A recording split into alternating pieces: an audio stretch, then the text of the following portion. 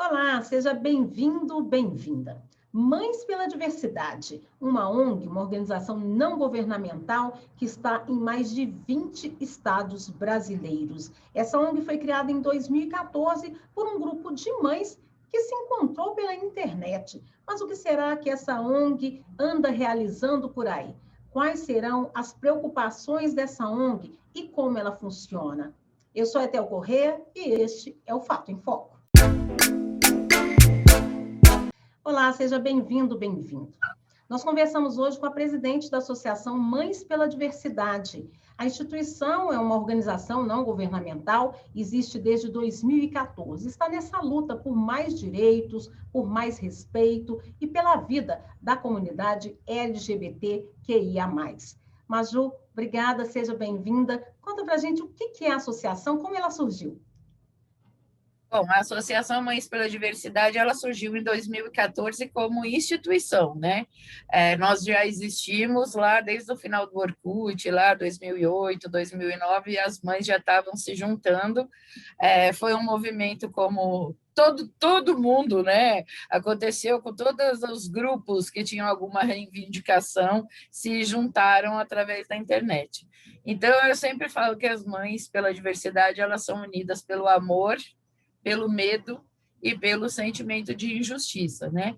Num primeiro momento, a gente se juntou lá no fim do Orkut, começo do Facebook, a gente se juntou para lutar por direitos, porque nessa época os LGBTs eram cidadãos de terceira categoria, né? Eles não tinham direitos muito básicos, assim. As pessoas pensam que eles queriam casar para fazer pirraça ou alguma coisa assim. Na verdade, eles queriam casar porque a certidão de casamento, que é aquele papelzinho que ninguém dá o menor valor, contém mais de 80 direitos que eu, como heterossexual, tinha e o meu filho não tinha, né? Direitos como você ter a guarda de filhos debaixo de um guarda-chuva legal, de você compartilhar plano de saúde, de você receber a herança do seu companheiro, de você acompanhar o seu companheiro no momento de doença, porque se você não é casado, o seu responsável legal é aquela família que te expulsou de casa, muitas vezes, né? E que na hora que o seu companheiro de uma vida toda vai para um hospital numa doença terminal, numa UTI, ou mesmo uma hospitalização só, você é impedido de acompanhar essa pessoa, porque você não tem a certidão de casamento que te deixa responsável legal pelo seu companheiro. Então, eram todas essas coisas. A criminalização também era outro absurdo, porque a Marta Suplicy fez a PL da criminalização há mais de 30 anos, né? Então, essa PL ela rodou dentro do Congresso 24 anos, um sentava em cima, o outro engavetava, o outro mandava não sei para onde, e ali era nítido que não existia a menor vontade política de concretizar essa criminalização, quando todas as minorias vulneráveis já estavam também debaixo desse guarda-chuva legal, até o consumidor, né, era considerado uma minoria vulnerável e estava no guarda-chuva legal, e a população LGBT não. E a população LGBT é alvo de uma violência imensa, né? Então, ali, o movimento, com 24 anos, e o negócio não andava, o movimento LGBT provocou o STF, entrou, não é assim, as pessoas acham que o STF foi lá e falou, hoje acordei com vontade de criminalizar a LGBTfobia. Não foi assim, né? Foi por omissão do Congresso, o movimento LGBT entrou no STF, provocou o STF para uma decisão, e aí foi criminalizado. Mas tudo isso, né, Theo, é uma coisa muito recente. Nós estamos falando de 6 anos, né? Há 6 anos essas coisas. A doação de sangue também, que a gente lutou muito, era todo sangue doado, todo é testado. Todo ele, né? E se existe alguma coisa errada, ele é desprezado. Então, era puro preconceito mesmo, o nome social, porque as pessoas trans, que são uma parte tão pequenininha da sociedade que a gente nem acredita que possa existir tanto preconceito contra elas, né? O nome social é a dignidade da pessoa, né? Ela ser chamada pelo nome que é da identidade de gênero dela. Então, no começo era isso, né? naquele comecinho lá era isso.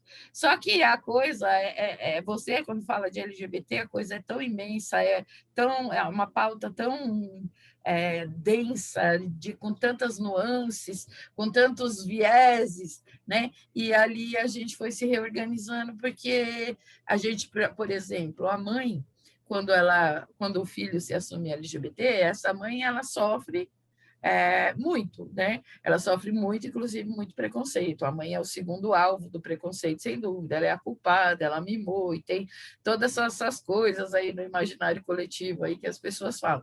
E quando essa mãe vê fechadas as portas mais perto da vida dela, a família própria dela, a irmã, o cunhado não aceita, não sei quem, não sei o quê. Então ela começa a sentir esse preconceito e além do medo de que o filho sofra uma violência, né? Quando essa mãe ela chega para nós, ela chega destruída, ela chega com fobia social sempre, síndrome do pânico, depressão, ameaça de suicídio. Ali nós percebemos que a gente ia ter que dar um jeito de ter profissionais para receber essa mãe, para ela ter com toda a responsabilidade, para ela ter todo o atendimento que ela precisasse, além do acolhimento das outras mães, né? E cada dia que passa, a gente continua com novas pautas, com novas coisas. O Mães é suprapartidário, né? O Mães é suprapartidário, nós temos mães de todas as ideologias políticas, nós temos mães de todas as etnias, as raças, as profissões, as classes sociais, nós temos mãe de tudo quanto é jeito, de toda religião. Então, assim, porque o nosso intuito é atingir todo o tecido social. O Mães quer sair da bolha e conversar com a sociedade, desconstruir estigmas e lendas urbanas, por exemplo, que a criança LGBT não existe, que eles optaram, que é mimimi, que é privilégio, que é moda, né? Então, levar para as pessoas o lado dos pais, né? Porque o Mães chama Mães, porque no começo era só mães, mas hoje nós temos muitos pais, inclusive o Marcelo Taz é um pai pela diversidade. Então, assim, nós temos também o projeto Transafeto, porque nós temos uma população LGBT de rua aqui em São Paulo. Olha, gente, estou falando aqui em São Paulo, mas vocês são Minas, né? Estou falando aqui de São Paulo. Nós temos o projeto Transafeto, que atende a população LGBT de rua, porque ela é grande, porque os LGBTs na adolescência, eles são expulsos de casa. Então, são tantas coisas, sabe? Tantas coisas a serem faladas, até que a LGBTfobia não é como as pessoas pensam, chamar de viado, chamar de caminhoneira, chamar de traveco, não é isso que é. A LGBTfobia é uma coisa invisível que mata, que destrói famílias, que faz com que pais acabem com os filhos, que matem os filhos. Tem inúmeros casos de pais que mataram os filhos porque eram LGBTs, inclusive filhos criança, né? Então, assim, Mães pela Diversidade quer conversar com a sociedade sem o pé na porta, sem chutar a porta. Nós queremos ter mães em todos os lugares. Eu vou dar outro exemplo aqui de São Paulo. Em São Paulo, hoje, nós temos 3 mães promotoras, né?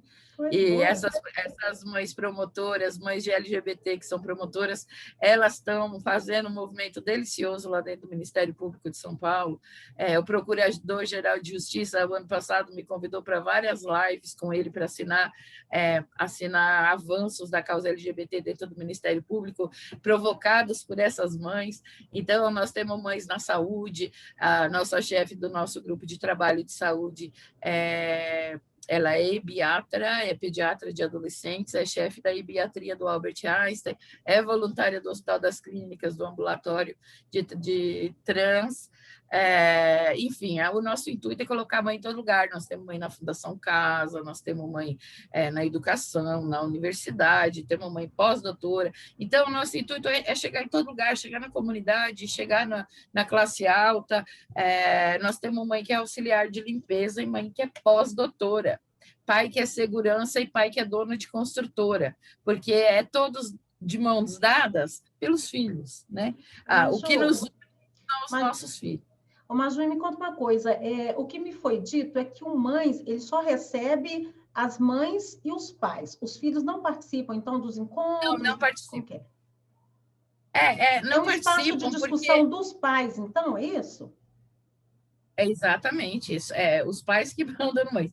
Olha, veja bem, até não adianta você, por exemplo, você levar uma mãe da comunidade para falar nos jardins, né? Existe uma coisa de discurso. Por exemplo, eu sou jornalista, eu não falo. Quando a pauta é psicologia, saúde, jurídico, educação, eu não faço.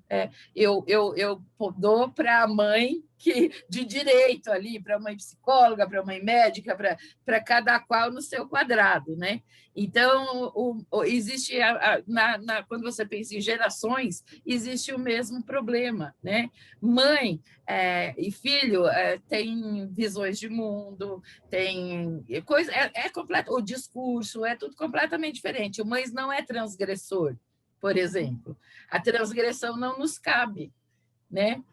Nós somos pessoas sérias, né? Apesar de que no imaginário coletivo a mãe da pessoa LGBT é uma desajustada, na verdade nós somos pessoas sérias, que trabalham, que têm suas famílias. Eu sou casada há 35 anos com a mesma pessoa, um economista que ama o filho, adora o filho, entendeu?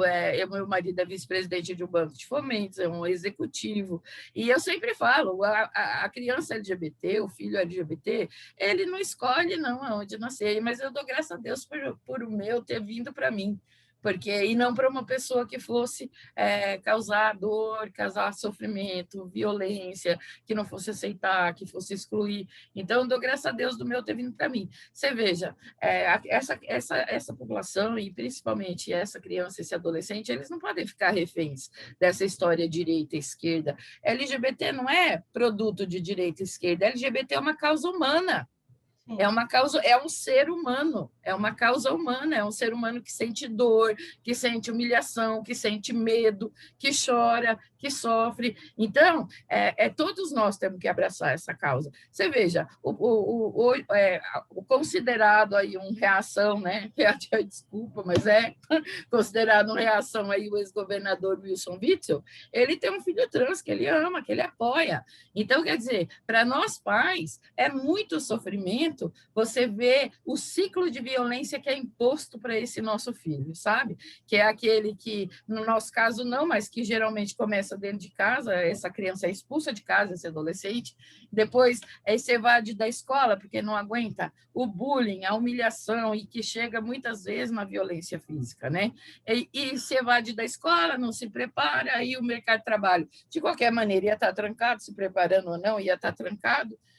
Então, assim, aí essa população vai para a marginalidade e aí a sociedade, e que empurrou para lá, vai e aponta o dedo na cara, né? Então, Mães pela Diversidade quer desfazer esses estigmas da opção. Ninguém optou, quem opta por viver esse ciclo de violência? Você imagina uma pessoa optar, a primeira coisa que acontece quando a pessoa sai do armário, ela vê negada a fé e o sagrado para ela.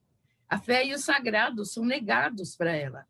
A família vira as costas para ela. Quem escolhe isso? Está na hora da gente começar a refletir, né? Que ninguém escolheu, que a sexualidade, em primeiro lugar, que não é só desejo sexual. Quando você trata a sexualidade como um desejo sexual, você está desumanizando, você está negando o afeto a essas pessoas. Não é um desejo sexual, é um conjunto de características enorme, que são preferências, jeito de andar, que passam por um monte de coisas, além do desejo sexual, principalmente pelo afeto, porque eles não casam porque eles têm desejo sexual, eles casam igual todo mundo, porque eles sentem afeto por aquela pessoa, porque eles querem dividir a vida com aquela pessoa, né? Maju, você tem um filho trans? Não, eu tenho um filho gay. Um filho gay, certo. Meu filho é gay. E ele enfrentou muito preconceito? Muito preconceito na escola, depois no mercado de trabalho, ele foi espancado 2 vezes, ele enfrentou, e ele é um menino tão assim, quando sabe uma pessoa que emana bondade, assim, uma pessoa delicada com o sentimento dos outros, sabe? Então causa muita revolta, sabe? E Muita revolta. Aí em São Paulo, inclusive, teve um caso famoso de um gay que foi assassinado porque parece que deu um beijo no parceiro dele na rua. Não é isso? Vai até ser julgado agora em agosto. São tantos casos, né? São tantos casos que é difícil a gente lembrar de cada um, mas os heterossexuais também estão sujeitos ao crime de LGBTfobia. Existem vários casos de irmãos que estavam abraçados e foram espancados, um deles morreu, do pai que foi amplamente divulgado que arrancaram a orelha do pai que estava abraçado com o filho, né? Pensando que era um casal, a mãe no cinema com a filha. Então, quer dizer, os heterossexuais também estão sujeitos a serem esse alvo, né? Então, assim, a gente precisa entender na nossa sociedade que nós temos que abominar a violência, não o afeto. Você tem dados sobre isso? É uma informação que eu recebi que o Brasil é um dos países onde mais se matam gays, lésbicas, trans. O quarto país que mais mata por orientação sexual, né, LGBs, e o país que mais mata pessoas transexuais. Aliás, a média de vida de uma pessoa transexual no Brasil é de 35 anos, quando a média de nós todos, em geral, é de mais de 70 anos. Cada vez que a gente chama de viado, a gente está perpetuando um preconceito que mata de diversas formas, não só com o tiro ou com a facada, mas mata de diversas formas. Até quando, por exemplo, eles não conseguem chegar no sistema de saúde porque têm medo de ser humilhados. Então, eles preferem morrer do que ir para um hospital, sabe? Então, assim, a gente tem que... O adolescente LGBT, ele se mata 5 vezes mais que o adolescente hétero. Então, são dados que a gente precisa divulgar, porque as pessoas precisam entender que a LGBTfobia não é chamar de viado ou ir lá e assassinar só. A LGBTfobia, ela destrói vidas, ela destrói famílias, ela muda destinos, ela mata criança. Então, nunca vou esquecer o caso do Alex, né? Não é a única criança que foi assassinada pelos pais, mas esse caso, para mim, foi muito marcante, porque foi lá no meu começo, eu ainda não estava com o coração tão blindado quanto eu tenho hoje para ouvir essas coisas. E naquela época eu fiquei muito mal, porque o menino tinha 8 anos, era um menino lindo de morrer, e o pai matou na pancada. E quando a polícia chegou, ele falou: matei porque era viado. Então, você concorda comigo, Ed, que está mais que provado que essa criança existe? Eu sempre falo nas minhas palestras, gente, fala para você mesmo, não precisa confessar para ninguém, confessa para você mesmo, você já viu a criança LGBT, porque todo mundo já viu. Eu estudei com a criança LGBT em todas as graduações, no primário, naquela época, né, velha? Primário, ginásio, colegial, sempre teve crianças LGBTs e eu assistia ao sofrimento delas. Qual que é hoje a pauta de vocês principal, a demanda, o que você acha que tem que ser colocado nesse momento? Olha, ninguém quer privilégio, né? Como as pessoas pensam, eles só querem viver em paz, eles querem naturalidade, eles não querem precisar dizer a sexualidade deles. Que dia, que horas que você escolheu ser heterossexual? Não tem isso, né? Não tem isso, né? Eles também não lembram que dias eles escolheram ser homossexuais, né? E a transexualidade me choca, porque a transexualidade não tem absolutamente nada a ver com sexo. Então, você fica ali imaginando por que será que existe toda essa celeuma, toda essa polêmica, porque as pessoas rasgam a veste, porque não tem nada a ver com sexo. Nada a ver com sexo. Isso é uma porcentagem tão ínfima da população que você fica abestada que alguém possa perder 1 segundo do tempo para impedir aquela pessoa de existir, né? Porque o que querem mesmo é impedir que eles existam. Então, assim, olha, vamos de amor, né? Porque vamos de amor, porque até o brasileiro sempre foi conhecido por aceitar todo mundo e respeitar todo mundo. Eu tenho visto muito estrangeiro falando sobre o Brasil, esses youtubers que tem, e eles sempre falam que a principal característica que eles se lembram do brasileiro é ser o povo que aceita todo mundo, que recebe todo mundo, que convive com todo mundo. Nós temos uma rua que tem mesquita, igreja católica, templo de Umbanda, não sei o quê. Então, assim, todo mundo... A nossa melhor característica nós não podemos deixar acabar, né? Que é de ser o povo que ama todo mundo, que recebe todo mundo, que não tem preconceito, que é miscigenado, que não tem cara. Nós não temos cara, nós podemos ter qualquer cara. A gente precisa continuar sendo esse povo diverso e que respeita, porque eu acho tão bonito que a nossa maior e melhor característica seja o que sempre foi, o respeito. E precisamos resgatar isso, né? Agora, você falou em mercado de trabalho, eu, na minha profissão, vejo muito no mercado de trabalho a comunidade gay, e muito bem aceita, inclusive na questão, no meio jornalístico, no meio artístico. Você acha que o mercado ainda está muito preconceituoso também? Não, você tá falando de profissões que sempre aceitaram os LGBTs, mas eles não podem ser obrigados a ser jornalista, artista e cabeleireiro. Isso é uma condenação, às vezes eles querem ser engenheiros, né? Tem muitas vezes que eles querem ser engenheiros. Você veja, o Alan Turing, que era um homem gay, ele inventou o computador. Né?